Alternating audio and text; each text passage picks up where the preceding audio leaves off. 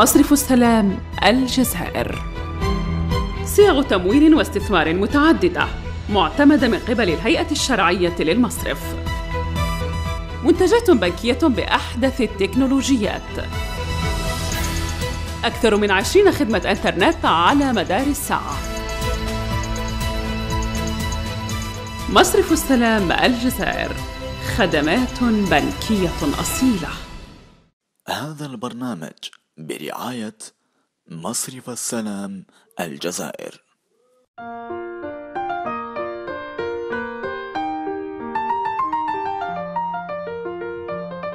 هذا البرنامج برعاية جرانيتكس.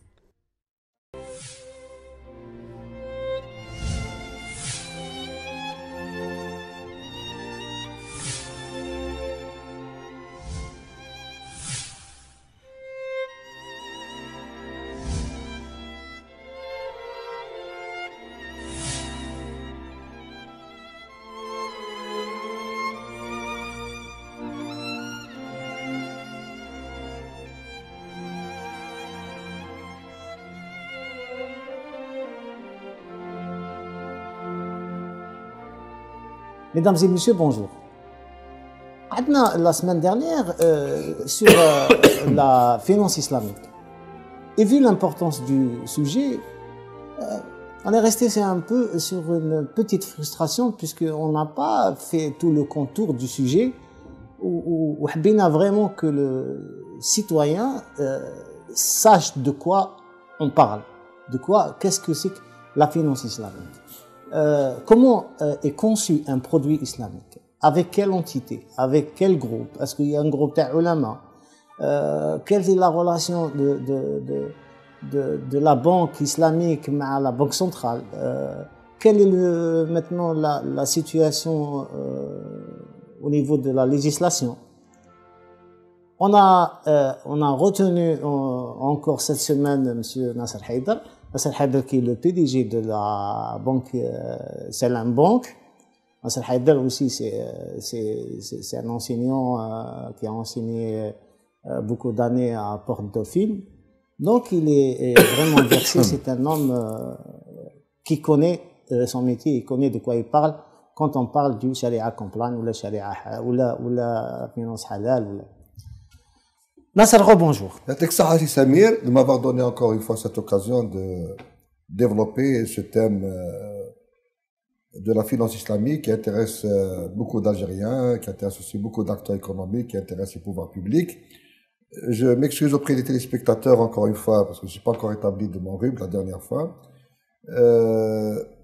En ce qui concerne votre question, les produits ou les instruments utilisés par la finance islamique sont des instruments tirés un peu des transactions connues par tout le monde, mais adaptés au contexte bancaire. Quand on parle de vente à tempérament, quand on parle de vente à terme, quand on parle de leasing, c'est-à-dire de contrat de location, ou de contrat de location assorti d'une option d'achat, quand on parle d'une avance sur marchandise, que nous appelons dans notre jargon shariatique salam, quand on parle d'un contrat d'entreprise, aqd muqawala, نسموه في المصطلح الشرعي عقد الاستثناء, c'est-à-dire commander la fabrication de quelque chose. Quand on parle de musharaka, qui n'est rien d'autre qu'un contrat de société, عقد sharika. Quand on parle de mudaraba, qui est une forme de musharaka dans laquelle un capitaliste, un investisseur apporte des fonds et l'opérateur économique apporte son industrie, son savoir-faire. Ce sont des pratiques, ce sont des contrats qui sont connus, utilisés dans la vie courante. Sauf qu'on les a adaptés au contexte bancaire pour les substituer aux formes de crédit classiques conventionnelles qui sont basées sur le contrat juridique de prêt assorti d'intérêt, qui soulève la problématique de l'usure, de riba. Parce que du point de vue chariatique, tout prêt rémunéré implique une situation d'usure qui est prohibée par la charia.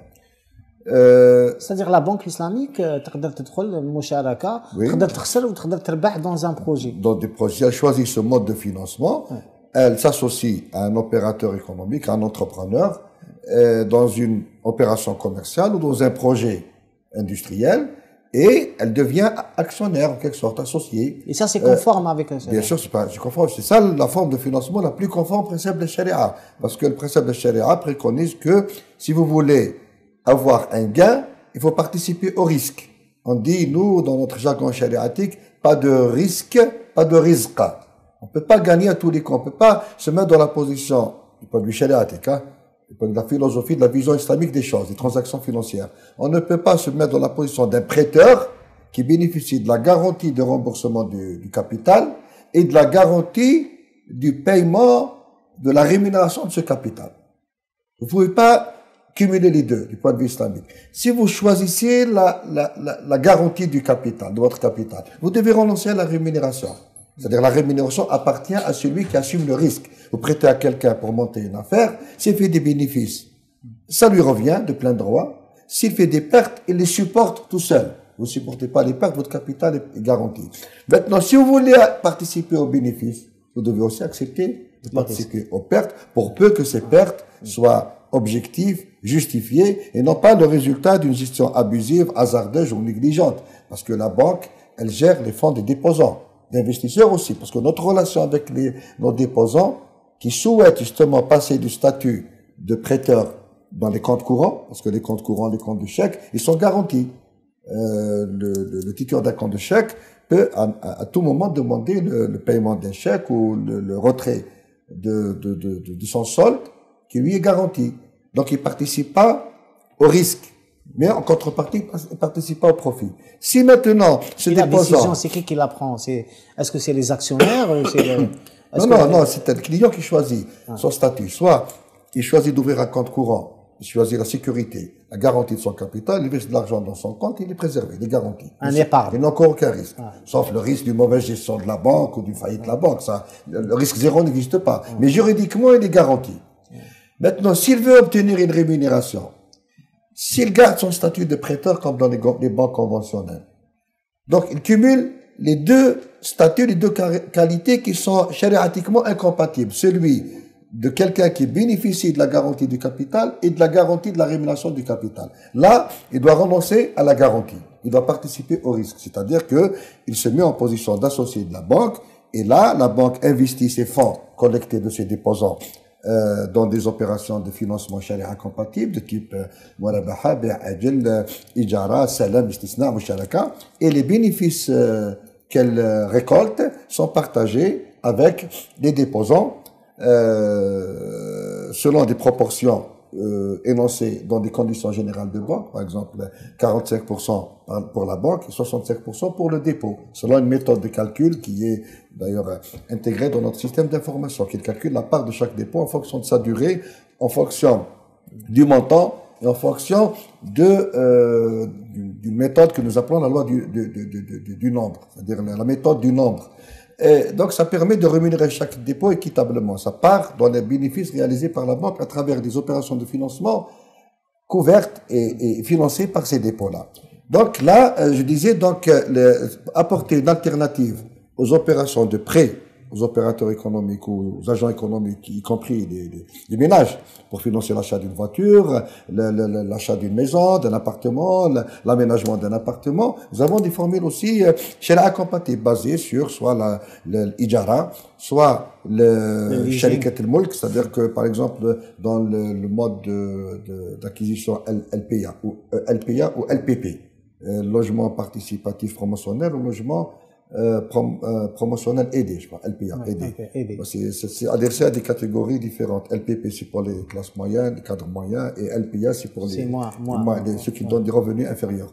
Donc, on peut s'associer parce qu'il n'y a pas d'acte. On ne peut pas acheter la maison, l'appartement et le donner en location-vente, location assortie d'une promesse d'achat, d'une option d'achat au client. Donc, on s'associe à l'achat de cet appartement en vertu d'un contrat sous seing privé qu'on appelle contrat de société immobilière, Sharikat al-Mulk. Donc, on devient associé à concurrence des apports de chacun. La banque finance à 80%, le client apporte 20%, il a versé 20%. Donc, il est propriétaire de 20% de l'appartement et la banque est propriétaire de 80%. Ensuite, on conclut un contrat de Ijara Tamlikiya, contrat de location assorti d'une option d'achat ou d'une promesse de vente de notre part dans cet appartement. Et in fine, quand il aura remboursé tous les loyers, on lui rétrocède notre part Au dinar symbolique. Voilà. Donc, c'est des solutions alternatives mais, les qui banques sont régies islamiques, par les préceptes de Sharia. Oui, j'ai compris, c'est Nasser. Mais les banques islamiques ont la réputation d'être plus chères, de par le monde, hein, d'être plus chères que les banques conventionnelles. Non, vous savez, c'est pas vrai. C'est pas vrai. Dans certaines contrées où les banques sont obligées de faire appel à des cabinets spécialisés pour structurer leurs produits, leurs instruments de financement ou leur montage financier en faveur, par exemple, d'investisseurs, etc., dans des fonds, par exemple, actions Sharia compatibles ou des fonds Sukuk, etc., la banque El Baraka sont alignés sur ceux de la concurrence. On ne peut pas se le permettre. Même si les banques islamiques encourent des risques que n'encourent pas les banques conventionnelles. La banque conventionnelle encourt un seul risque, le risque d'insolvabilité du débiteur. C'est le flot marja al-ishtram, c'est un risque de non-remboursement ou d'immobilisation des fonds, remboursement en retard. Par contre, la banque islamique, outre ce risque d'insolvabilité, temporaire ou définitif, elle encourt un risque, par exemple, de livraison. Quand je vends une voiture à un client, il faut que je la lui livre. Donc, j'encours ce risque commercial de livraison du produit que j'ai vendu en tempérament pour pouvoir prétendre réclamer le prix. Quand je dis le prix, le capital investi par la banque dans l'achat du véhicule et la marge bénéficiaire. Par exemple, si je fais une opération Salam, j'achète une marchandise à un client pour lui donner de la trésorerie et après je lui donne un mandat pour vendre cette marchandise qui m'appartient pour mon compte au prix d'achat plus la marge bénéficiaire convenue, habituelle. Donc, si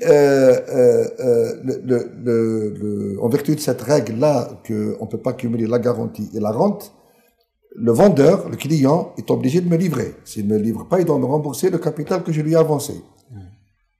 Maintenant, à partir du moment où il me livre et je conclus avec lui un contrat de vente à crédit, de vente par procuration, de vente contrat d'agence, la marchandise m'appartient, donc je supporte tous ces risques. Si par exemple les prix baissent, sans qu'il y ait négligence manifeste ou gestion hasardeuse ou abusive du partenaire, je suis obligé soit de l'autoriser à vendre à un prix, soit qu'il ne réalise pas, qu'il ne permet pas de réaliser la marge bénéficiaire escomptée ou qui est en deçà même du capital investi. C'est à moi de décider. Mais donc je suis obligé d'assumer le risque lié à cette marchandise, à la qualité, à un statut de propriétaire.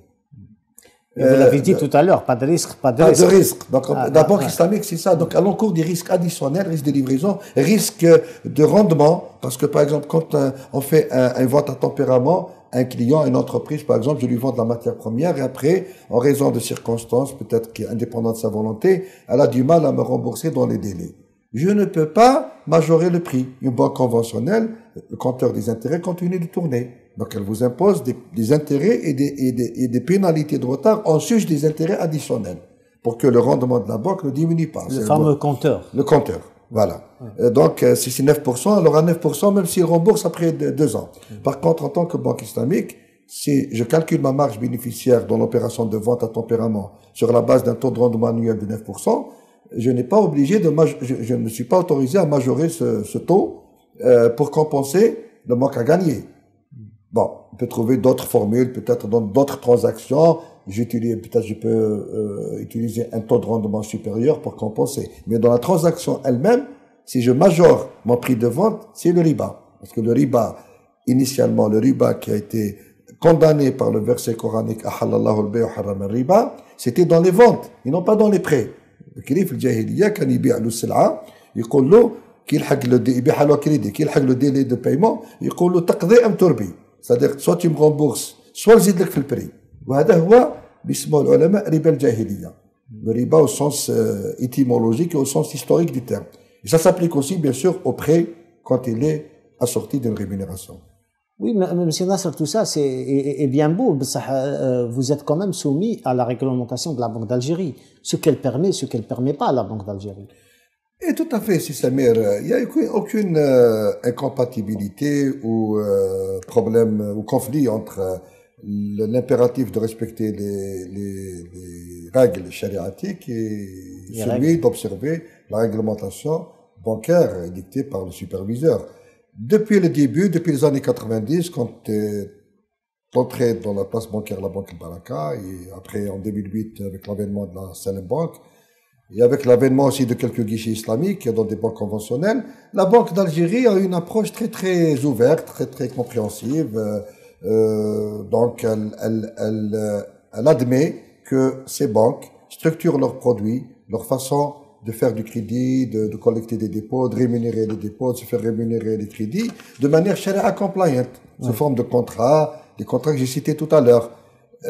Mais du point de vue des superviseurs, jusqu'à l'avènement, justement, jusqu'à la promulgation du dernier règlement de 2018, novembre 2018, réglementant un peu ces activités bancaires sharia compliant, elle considérait ces opérations comme des opérations de banque ordinaire, des opérations de crédit ordinaire, des opérations de collecte de dépôt ordinaire. Et maintenant, la relation entre la banque et son client, la Banque d'Algérie ne s'immisçait pas. Elle nous dit, vous structurez vos contrats comme vous voulez, mais pour moi, vous êtes une banque comme les autres. Avec le règlement 2018, il y a une reconnaissance réglementaire du superviseur de cette spécificité chariatique. Ils ont énuméré d'ailleurs les produits à titre indicatif, hein, c'est pas à titre limitatif. Les produits de crédit qui peuvent être utilisés par les banques islamiques, les banques, ils ont appelé banques participatives, ils ont utilisé le terme participatif, ce qui est correct d'une certaine manière, d'une certaine façon. Et aussi la façon de rémunérer les dépôts, c'est des dépôts participatifs qui participent, qui ne sont pas garantis, contrairement aux dépôts des banques classiques. Et il y a aussi la possibilité pour les banques ou les guichets qui proposent ces produits de valider chariatiquement ces produits par une instance nationale. Ça n'a pas encore été défini. Ça peut être le Conseil islamique supérieur, ça peut être les charia à bord des banques elles-mêmes. Donc donner une validation chariatique à ces produits, une crédibilité chariatique. Et tout ça a permis donc d'incruster encore plus ces pratiques bancaires et financières sharia compatibles dans le paysage bancaire national. Et c'est une chose très très positive. Pour peu que ce règlement-là ne soit pas interprété de manière restrictive. C'est-à-dire, par exemple, je sais, il y a d'autres formes de produits, d'autres types de crédits que ceux qui ont été énumérés à titre indicatif par le règlement. Donc si, au lieu de faire une murabaha, qui est citée dans le règlement, je fais une vente musawama, une vente libre. Donc la murabaha, c'est lorsque la marge est fixée dans le contrat. La musawama, la marge, elle est libre. Elle est négociée librement et elle n'est pas mentionnée dans le contrat. C'est-à-dire, comme dans le cas de toutes les ventes, dans la vente de commerçant, on n'est pas obligé de vous dire combien il a gagné avec vous. Donc c'est un produit de crédit, musawama, à terme. Si on fait par exemple une ijara pour financer des services, pour financer par exemple une formation. On a développé un produit, ijara, pour financer par exemple un programme de formation en faveur, par exemple, des employés d'une entreprise qui a besoin de faire financer cette formation-là dans un institut spécialisé. Donc j'achète la formation. Quel est l'intérêt de la banque là-dedans? Non, j'achète la formation à l'institut et je la loue moi-même, qui en devient propriétaire, à l'entreprise, pour qu'elle en fasse bénéficier ses employés. Donc, je gagne une marge bénéficiaire. Donc, d'aucuns pourraient me dire, mais ça figure pas c'est pas l'ijara qui est cité dans le règlement, ça ne ressort pas au leasing. J'ai reçu même un message Facebook, quelqu'un qui me dit, mais ça figure pas dans la loi sur le crédit bail. Mais je dis, ce qui n'est pas énoncé dans les lois n'est pas pour autant illégal, au contraire. Les contrats, c'est des contrats innommés. Les instruments financiers, de par le monde, chaque jour, ils voient la naissance d'une multitude de contrats et d'instruments financiers. Il ne faut pas qu'on reste limité à aussi produits énoncés pas. D'ailleurs, le texte lui-même, la Banque d'Algérie, enfin, le Conseil de la monnaie et crédit, il a été pris à titre indicatif. Voilà, un exemple. Donc, c'est une bonne chose qu'il y ait cet ancrage réglementaire qui permet maintenant de donner une meilleure visibilité et une plus grande assurance pour les acteurs qui voudraient investir ces domaines-là et apporter leur savoir-faire, notamment, je parle des banques internationales. Avec la Banque centrale, avec la Banque centrale, vous avez besoin de liquidité, vous avez besoin de... Oui. Alors, comment vous négociez ce taux d'intérêt? Effectivement, là, c'est un problème. Moi, j'avais saisi la Banque centrale pour demander justement l'aménagement d'un dispositif de refinancement qui tient compte des prescriptions chariatiques. Parce que le refinancement conventionnel, il est assorti d'intérêts. Ils doivent payer un intérêt à la Banque centrale, quelle que soit la forme du refinancement. Là, il y a plusieurs façons de faire. Dans les années 90, il y a eu une convention entre la Banque El Baraka et la Banque centrale qui disposait, qui prévoyait, pardon, qu'il y ait un échange de liquidités gratuit entre les deux parties. Lorsque la Baraka, lorsque la Banque islamique est en excédent de liquidité, elle peut placer à travers, près de la Banque centrale. Après, elle récupère. Et si elle est en déficit de trésorerie, elle peut emprunter à deux concurrents, c'est-à-dire le même montant pour la même période. Et l'indicateur qui permet de mesurer cette capacité de refinancement gratuite, non rémunérée, non assortie d'intérêts, c'est des intérêts virtuels qui permettent de calculer, c'est le solde, c'est le compte différentiel d'intérêt positif, que ça veut dire qu'il y a une capacité de refinancement gratuite, sans paiement d'intérêt, parce que la banque a placé plus qu'elle n'a emprunté. Maintenant, on avait proposé, par exemple, pour le financement du crédit d'investissement sous forme de leasing, par exemple, que l'institut d'émission admette que la banque, par exemple, rétrocède, je ne dirais pas virtuellement, mais rétrocède juridiquement les actifs donnés en crédit bail, qui appartiennent à la banque centrale. La banque centrale, donc, rachète, si vous voulez, juridiquement, formellement, mais réellement, que ce ne soit pas une opération fictive. Ces actifs, donc, elle avance les fonds à la banque, et la banque peut donc continuer à gérer le contrat de crédit bail pour le compte de la banque centrale en payant les échéances du refinancement à la banque centrale. Ce sont des montages. Des montages qui sont faciles à mettre en place avec la banque centrale, comme le refinancement, par exemple, le réescompte ou la pension, qui permet donc aux banques de mobiliser leurs créances commerciales, leurs effets de commerce, et les donner en gage à la banque centrale, moyennant les fonds que la banque centrale met à leur disposition à titre de refinancement. Il y a une autre formule aussi, c'est l'émission, par exemple, de titres participatifs qui sont prévus par le Code de commerce. Mais le Code de commerce, ce sont des titres qui sont hybrides, à mi-chemin entre les obligations, qui sont des titres d'emprunt assortis d'intérêts, et les actions, qui sont des titres de capital, rémunérés par des dividendes, qui ne posent pas de problème chariatique pour peu que l'activité soit licite. Donc, ils sont à mi-chemin, c'est-à-dire qu'ils comportent une rémunération fixe et une rémunération variable indexée à la performance, c'est-à-dire au résultat, au bénéfice. Donc, nous avons convenu avec la COSOB, qui a donné son aval, qu'on puisse émettre des titres participatifs à un taux fixe 0, égal à 0. Il ne reste que la partie variable. Donc, ça devient une sorte d'action, mais régie par les dispositions du titre participatif prévu par le Code de commerce. L'émission de Sokok aussi permet de refinancer les banques de manière charia compatible au lieu de mettre en gage, par exemple, des titres de créance, des billets à ordre, par exemple. On peut mettre en gage des titres d'investissement, parce que les placements près de la banque se font sous forme de dépôt participatif ou de titres d'investissement. Titre d'investissement, c'est-à-dire le dépôt est matérialisé par un titre qui peut être porteur au nominatif. Et je pense quand ces titres sont donnés en nantissement, on peut aussi les mettre en garantie. Il y a pas mal de possibilités d'alternatives au mode de refinancement conventionnel qu'on peut mettre en place pour peu qu'on fasse preuve un peu d'innovation et d'audace intellectuelle. Merci beaucoup, Seyna Nasser. Merci beaucoup d'avoir accepté pour deux fois ou par deux fois notre invitation. J'espère que le citoyen a pu bénéficier de toute cette conférence que je mets entre guillemets, parce que ça, moi, vous avez développé beaucoup de volets sur la finance islamique. Et beaucoup reste à dire. Et beaucoup reste à dire. Oui. Moi, ce que je retiens en tout cas à travers notre échange, c'est qu'en matière religieuse, en matière de finance islamique, en matière c'est-à-dire que le champ est très très très vaste. En matière d'idolâtrie, c'est vrai qu'il y a l'unicité de Rabbi Subhanahu, mais en matière de tijara, c'est énorme. Moi, j'ai lu quelque part qu'en islam, on a 3600 idées de contrat compatibles. 3600 idées de contrat.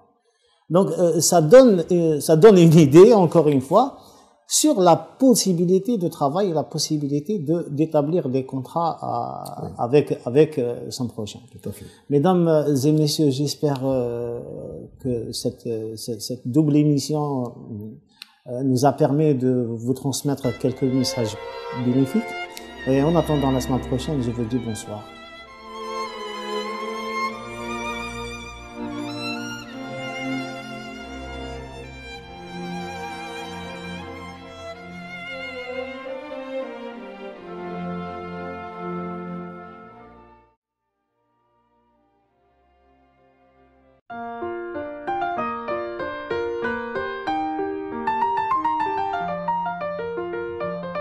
هذا البرنامج برعاية جرانيتكس.